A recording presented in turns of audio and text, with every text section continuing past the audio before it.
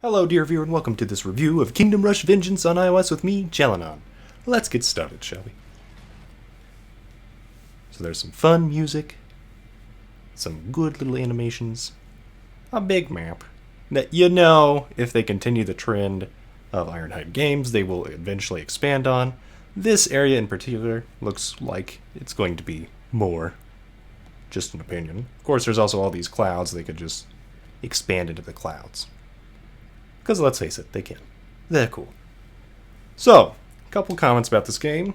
The heroes work like they have for the last few games, where they have progression that remains. So, as you can see, I didn't fully unlock my third free hero, Olok. He's still only level 9. Once he hits level 10, that is the max. There's an achievement for that, for each hero. And you can also buy extra heroes, etc., etc., because everybody likes Barazad. And then you have a very new change in Kingdom Rush Vengeance. You can select 5 different towers to take into battle with you. So, my favorites are what I currently have. The Shaman Tower, the Elite Harassers, the Rocket Riders, just pretty much your go-to artillery tower, the Spectre's Mausoleum, by far my favorite magic tower, and the Bone Flingers are decent. They're decent. They're probably the ones I am most likely to switch out. I'm actually going to go for Dark Knights instead of Bone Flingers here. And we'll get, let's see, I guess Shadow Archers again. So the first towers you start out with are kind of your traditional towers, and then it shows you can unlock and equip different towers, which is a new thing. Let's do this. And I'll take you instead of you. And yes, they have continued the wonderful, wonderful, all glorious stuff of the little references and things with upgrading your towers and all that. Now, the skill tree is very different. Now, you can actually get a variety of different things going on. So this tree is more about helping your towers with various things, or getting the death ray coils at the end of the line, where they will zap incoming enemies, like the first time they reach your coils, which are what your flags were. So if I reset that, replace the flags with deadly Tesla coils and all sorts of good stuff. Now, as you can see, when you beat the game, you get upgrade points. Big difference, though, is that it doesn't really matter how well you do levels. You don't have to do heroic or iron modes to get upgrade points. It's just certain points in the campaign will unlock your upgrades. Now, you actually have kind of a decision with your normal reinforcement power. I like ranged attacks, so I go with that. Instead of meteors, you have Vez'nan's Soul Impact, because we're playing the bad guys in this one. And yeah, it hurts my soul a little bit. But, hey, upgrades. You still have the shop, so it's the same gym shop you know and love. You can equip 3 different things at a time, so they kind of limit your choices in that way. Be careful, before battle starts, not to activate something by accident, because, that's still something you can do in this one. Mostly so you can get gold, like immediately, with your little goblin thief. But yeah, it hurts. The Juggernaut is really cool, but he will fade away after you summon him. Valyrian Fire, just big old fireball that stays on and keeps burning people. Mummies are kind of fun. And Vez'nan's Wrath I still haven't successfully used, because I accidentally activated it. Yeah, watch the Let's Play if you want to see more of that. Now, somebody mentioned an achievement, and on here, as you do achievements, you get gems as well, so that's a faster way to get it. And once you've unlocked an achievement, it will actually give you a little arrow on the right side of the screen that you tap, and it'll take you directly to whatever you just finished, which is pretty good. Okay, we want to hire some trolls, or find Olaf, the magical iceman. I'm trying to remember where Olaf was. Might have been at the outpost. He's in one of these ice areas. So, yes. Let's try one I didn't 3-star. Yeah, we'll go to Frozen Rapids. So as you can imagine, there are gimmicks to most levels. I would warn new players not to try Veteran, because they have made Veteran way more difficult. Okay, we got Varric, our Orc Gladiator.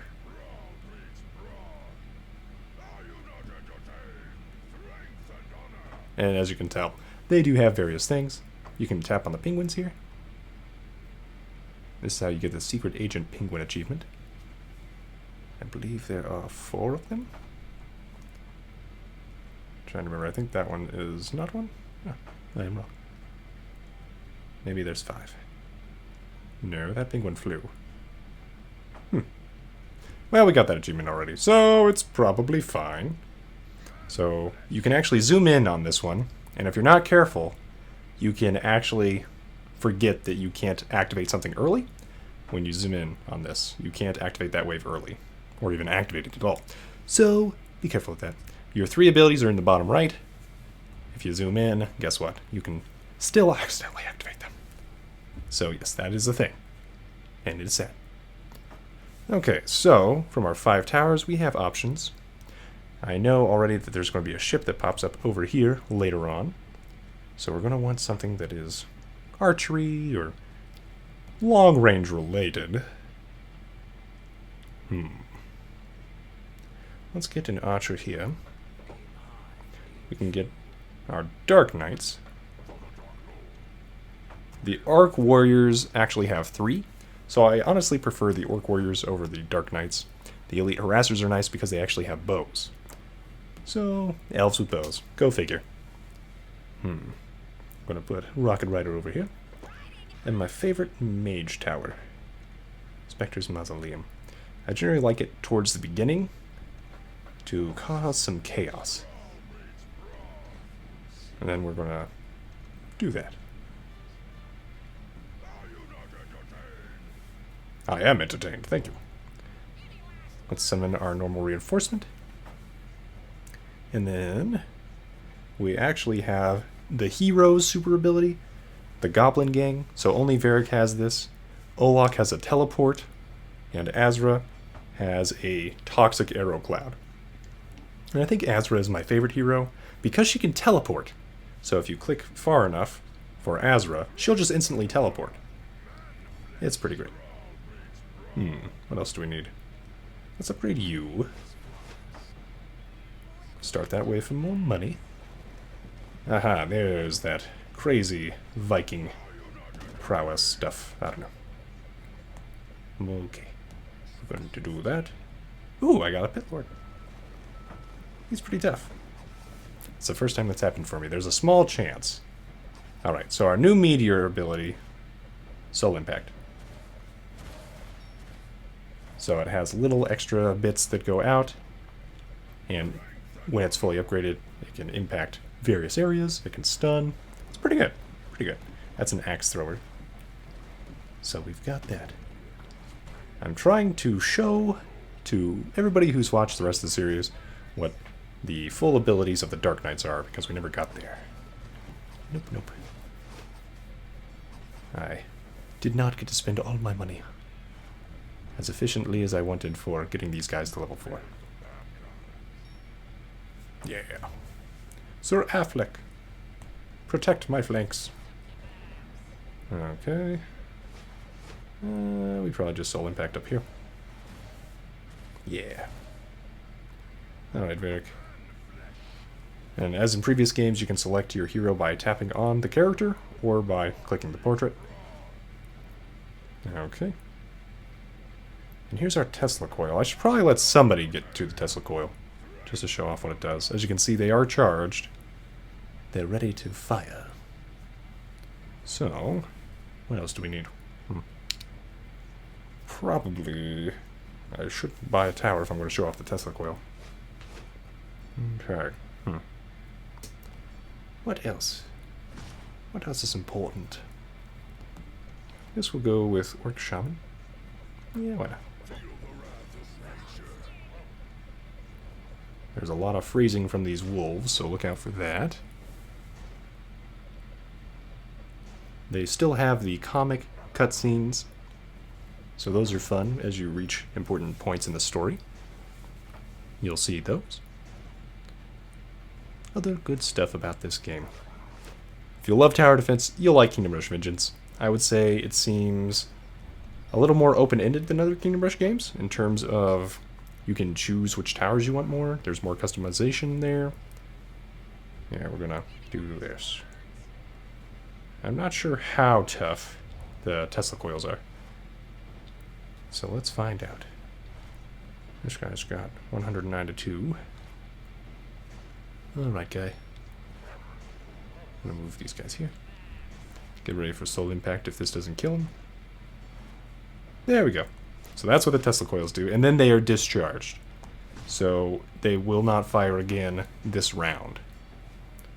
So that's interesting. I kind of like it.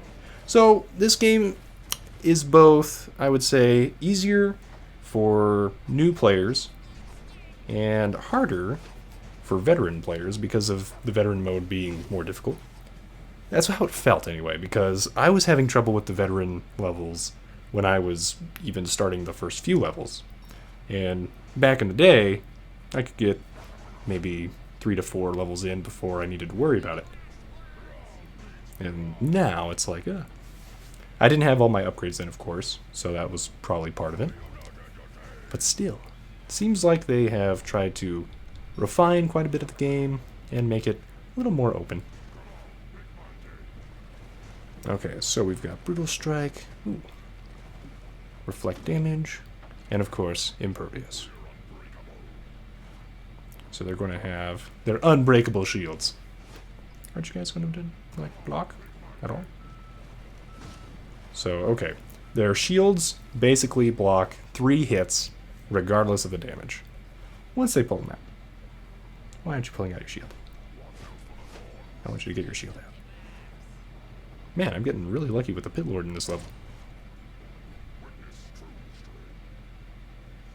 Okay, so there's a War Bear. It's pretty great. Alright. Varric is down. He will respawn.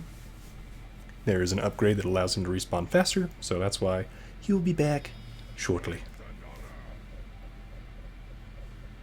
Yeah, we're gonna run away. Seriously, though. Where's your shield, man? I guess it would have been wasted on all of that, so maybe it only shows up with melee? Not certain. Okay, these Berserkers have an AoE, so you gotta look out for that. Okay, what do parents need to look out for? Well, this game is about $4.99 right now. I would say well worth it, because generally they do free updates that even add more value. Let's put a Spectre right there. Probably gonna lose right here. And as you can see, I tried to start that wave early to get refreshed cooldowns, so I could help take care of this faster. And not die.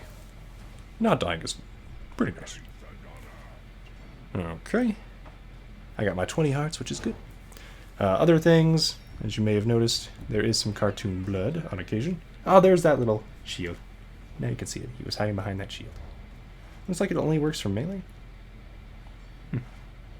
Not entirely certain with that one. But yeah. So there's a lot of replayability. You have quite a few towers to have fun with.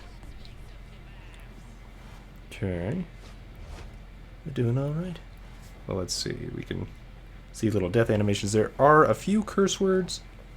Mostly Olok, I'm going to say. There's a little bit of blood on that death animation, but it all wipes away. So I would say the age rating of 9+ is a little too low. Probably 12+. That's my personal opinion. Of course, every family is different. I encourage you to play this game before your child. Just because you'll probably have fun with it too. So, I really enjoy this game. I highly recommend it to any tower defense fans or anybody who just likes a good game that you want to play on the go or spend hours and hours and hours on. Because you can do both. It's pretty fun. Most levels take about 20 to 30 minutes. That's probably even a little too long for most levels. But some of the bigger levels take about 30 minutes. So it's a pretty short game. There's only 17 levels in the campaign right now. And of course, as I said, you can change the difficulty. And I played most of the game on normal for my Let's Play, but you can see me attempt the veteran levels as well. Let's start that next wave, get some extra gold. Booyah. Good throw, good throw. Almost. What else do we want? More knights. We'll get you. And then we'll do this. Yay! So, you do want to control these main areas. We're going to pay 80 gold to unlock this tower area. Yoink. Alright, so we're doing pretty good. Not going to worry about it too much. But that is Kingdom Rush Vengeance in a nutshell. It's a pretty fun tower defense. You're basically playing the bad guys, though. Know that going in. If you have issues with that, like being the orc, then, yeah. This one may not be up your genre creek. But there is Kingdom Rush Frontiers, and of course there is also Kingdom Rush Origins. So, if you want to be the good guys in the tower defense game, try those. Also great. So, yeah. I hope you've enjoyed this video. I think that covers pretty much anything that parents would be concerned about. Just little blood animations when some of the characters die. They do fade away. There's some light cursing. And you're playing the bad guys. It's mostly a hokey, fun, jokesy bad guy, but still, it's a bad guy. So, yes. Thanks for watching. Leave a like if you enjoyed this review. Subscribe to see more various iOS games and things. And have a great day.